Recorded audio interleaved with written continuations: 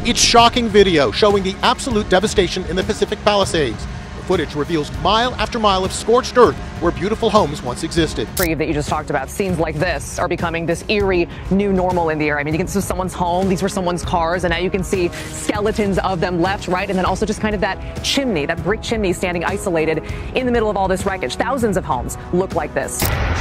Ngayong isang linggo na nakalipas mula ng mga sunog ay nagsisimula na dahan-dahan ang kanilang cleanup at rescue operations. Dito ngayon sa loob ng Altadena ay kitang-kita pa rin ang napakaraming bahay na wala nang halos natira. Welcome to the 82nd Golden Globes.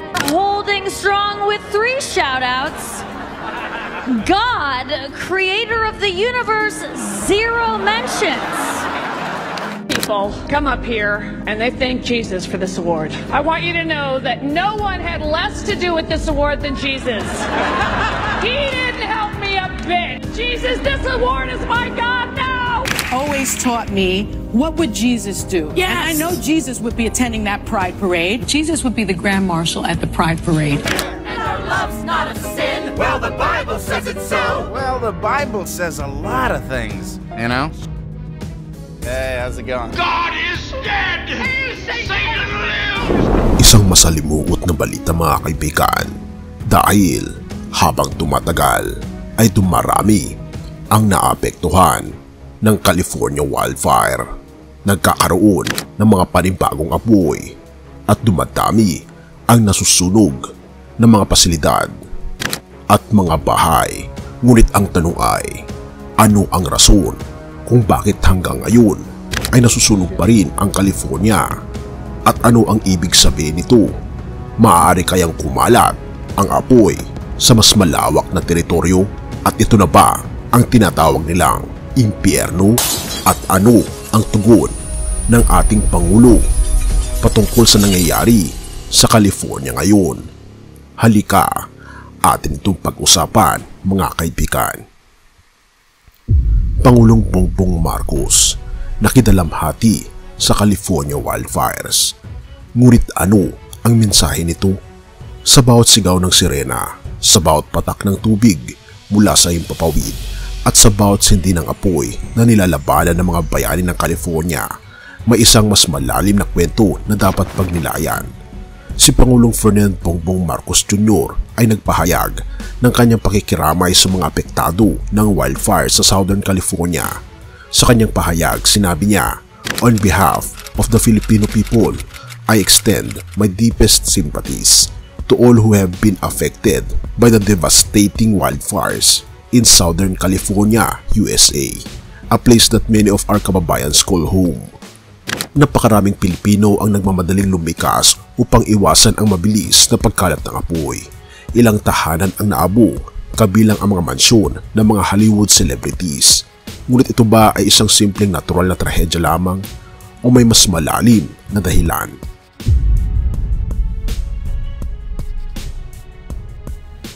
Habang binibigang tiin ng mga ulat ang epekto ng tuyong hangin at kakulangan sa ulan bilang mga dahilan ng wildfires, may mga pananaw na nagsasabing ang mga ganitong trahedya ay maaaring higit pa sa natural na kalamidad.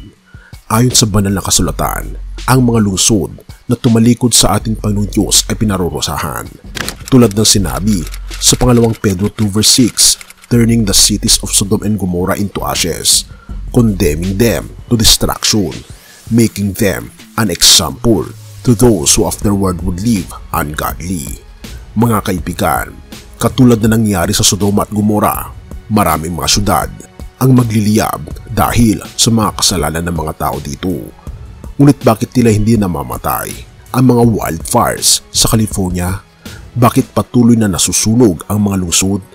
Isa itong tanong na nagdudulot ng mas malalim na pagsusuri sa espiritual na kalagayan ng rehiyon. Ayon sa mga tagamasid, ito'y dahil marami pa rin ang matigas ang puso at hindi humihingi ng tawad sa kanilang mga kasalanan. Ang mga taong patuloy na nagmamak o kumukutya sa Panginoon nating Diyos ay hindi pa rin lubusang nagsisisi. Katulad na lamang ng kamakailang Golden Globe Awards na kung saan ang MC ay sinadyang imak ang ating Panginoon Diyos. Ngunit may mga nagsasabi na bakit sa isang pagkakamali lamang ng isang tao nangyari ito. Ngunit ang hindi alam ng karamihan, ito ay naipon na mga kasalanan ng mga ilan sa mga celebrities at mga personalities sa Hollywood na hayagan nilang kinakalaban, minamaliit at minamak ang ating Panginoong Diyos. Halika, atin itong isa-isahin, mga kaibigan, na panoorin. People come up here and they thank Jesus for this award. I want you to know that no one had less to do with this award than Jesus. He didn't help me a bit. Jesus, this award is my God now. Always taught me, what would Jesus do? Yes. And I know Jesus would be attending that Pride Parade. Jesus would be the Grand Marshal at the Pride Parade. And our love's not a sin. Well, the Bible says it so. Well, the Bible says a lot of things, you know? Hey, how's it going? God is dead. Satan lives. God, creator of the universe, zero mentions. Sabi sa Roma 2 verse 5, "But because of your stubbornness and your unrepentant heart, you are storing up wrath against yourself for the day of God's wrath." Ang paulit-ulit na apoy ay tila salamin ng kawalan ng pagsisisi ng ilan.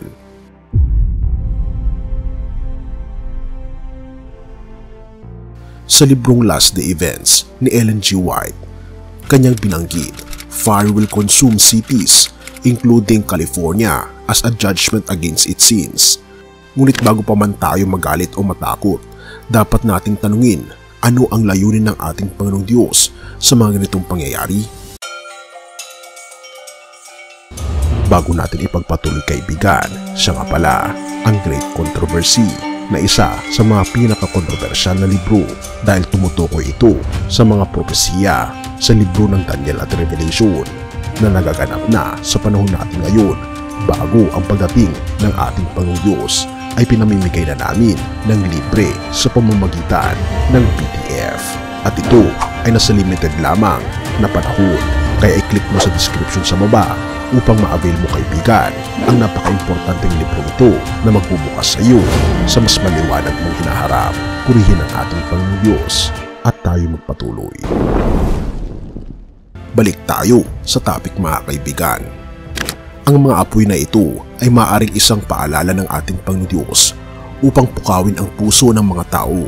Gayunpaman, nakakalungkot na marami pa rin ang nagmamatigas ang patuloy na pagyurak sa pangalan ng ating Panginoong Diyos sa pamamagitan ng blasphemy, sexual immorality at iba pang mga kasalanan ay nagpapakita ng kawalan ng tunay na pagsisisi. Ang kanilang pagmamataas ay humahadlang upang humingi sila ng tawad sa ating Panginoong Diyos. Ang kanilang pagmamataas ay humahadlang upang humingi sila ng tawad sa ating Panginoong Diyos. Ngunit ano ang mensahe ng apoy? Ang mga sunog ay hindi lamang isang pangyayari na dulot ng kalikasan, kundi maaring isang malinaw na mensahe mula sa ating Panginoong Diyos. Ang paulit-ulit ng wildfires ay nagpapakita ng paulit-ulit ding pagkukulang ng tao na magsisi at magpakumbaba. Dahil hindi ang ating Panginoong Diyos ang may dulot nito, kundi inaalaw lamang ng ating Panginoong Diyos na mangyari ito. At ang may tunay na may sala ay walang iba, kundi si Satanas, dahil kabutihan lamang ang kagustuhan ng ating Panginoong Diyos sa atin. Ngunit hindi pa huli ang lahat.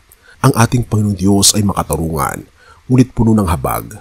Ang hatol ay dumarating, hindi dahil gusto ng ating Panginoong Diyos na parusahan, kundi dahil gusto niyang magbalik tayo sa Kanya. Tulad ng basag na vase sa isang kwento, ang tunay na pagsisisi ay nangyayari lamang kapag naunawaan natin ang halaga ng ating kasalanan at ang sakripisyo ng ating Panginoong Diyos para sa atin. Ang krus ni Kristo ang nagpapaalala sa atin ng bigat ng ating kasalanan, ngunit pati na rin ng kanyang dakilang pagmamahal sa atin.